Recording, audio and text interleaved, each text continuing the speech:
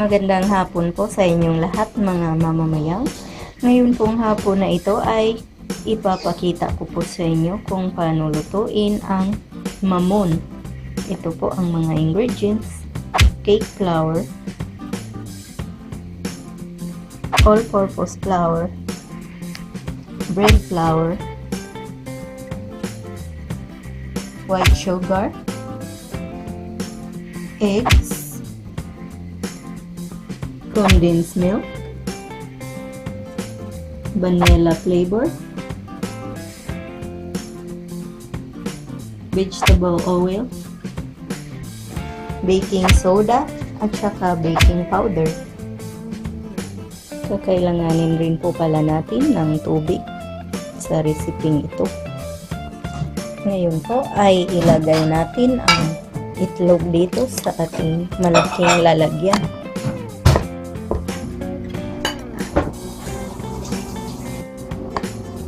Pagkatapos ay babatihin po natin.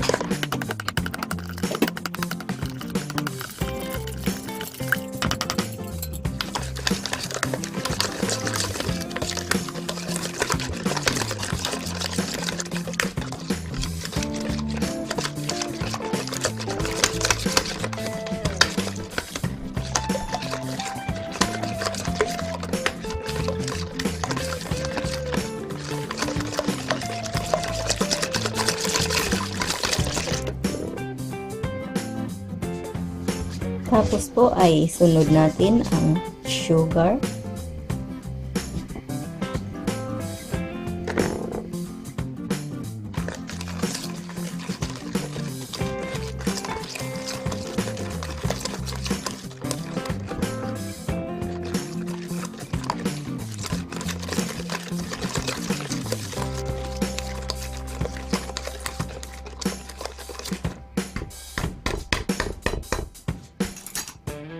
Pagkatapos po ay isunod natin ang ating condensed milk.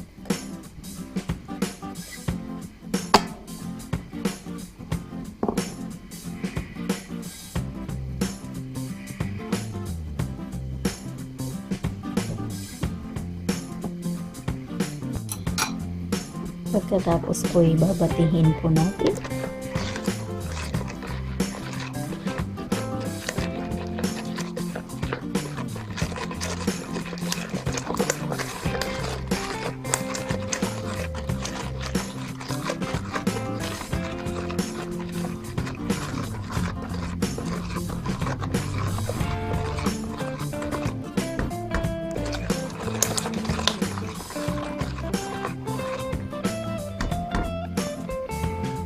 Ngayon po ay ilalagay na natin ang ating oil, vegetable oil.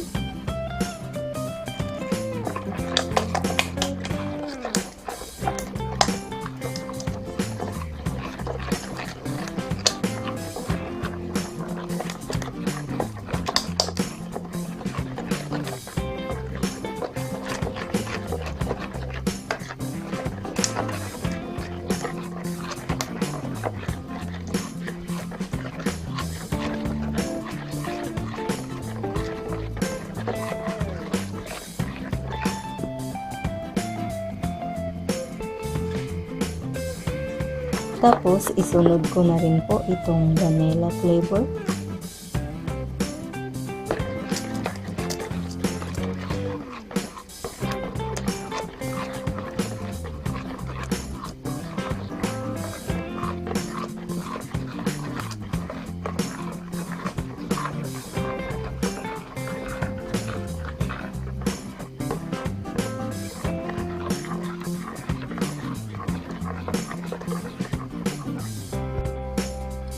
Maglalagay po ako ng tubig dito sa ating lalagyan.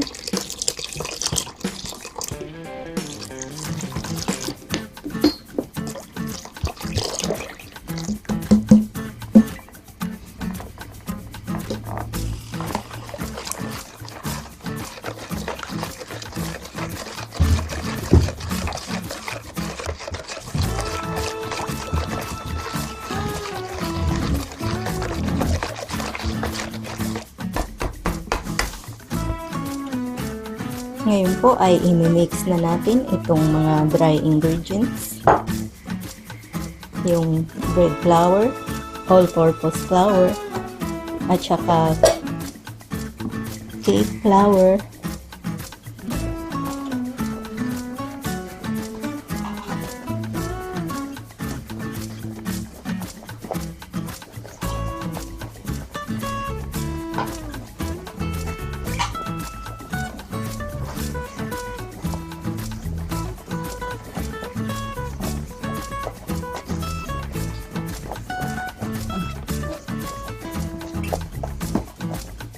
tapos i-add nyo rin yung baking powder.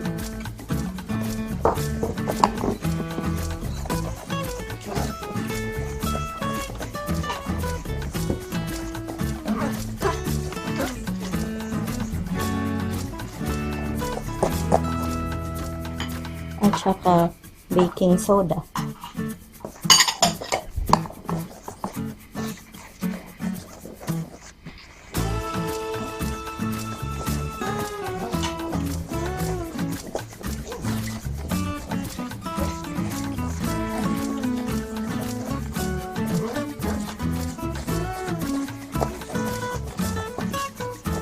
Ngayon po ay maglagay kayo ng strainer, tapos ilagay nyo yung dry ingredients dito sa strainer.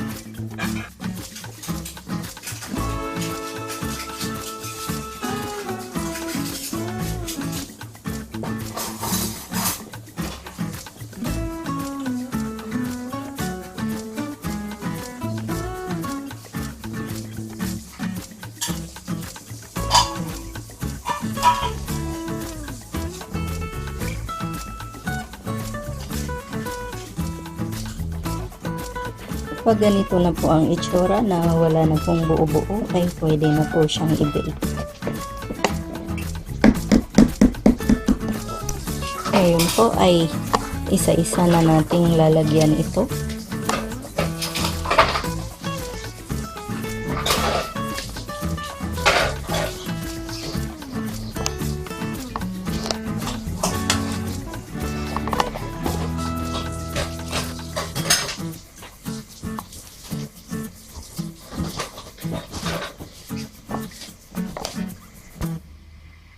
Ngayon po ay ready na po ito na ilagay sa oven. Ngayon po ay ilagay na po natin sa oven.